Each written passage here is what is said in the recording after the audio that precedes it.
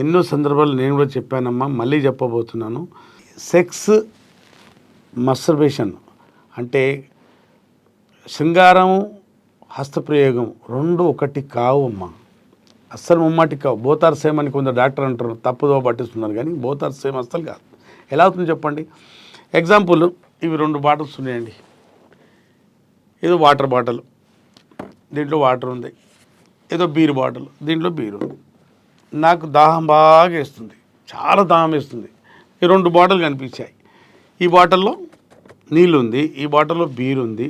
2 తాగినా నా దాహం తీరుతుంది. బీర్ తాగినా ప్రస్తుతం దాహం తీరుతుంది, ఈ వాటర్ తాగినా నా దాహం తీరుతుంది.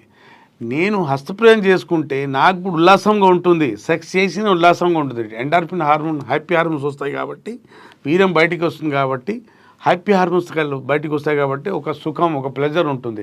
రెండిట్లో కూడా వీర్యం బయటికి వచ్చింది. ఈ 2 బాటిల్స్ వల్ల కూడా దాహం తీరింది. నీళ్ళ వల్ల తీరుతుంది, కానీ నీళ్ళు తాగితే నాకు నష్టం జరగదు. కానీ బీర్తో దాహం తీరింది, నీళ్ళతో తీరింది, కానీ బీర్తో నష్టం ఉంటుంది. ఎందుకంటే దీంట్లో ఏముంది, ఆల్కహాల్ ఉంది కాబట్టి దీంట్లో నష్టం ఉంటుంది, దీంట్లో నష్టం ఉంటుంది. అది సెక్స్ చేస్తే మీకు హ్యాపీ హార్మోన్స్ రావచ్చు, అక్కడ నీ అంగానికి ఏం కాదు.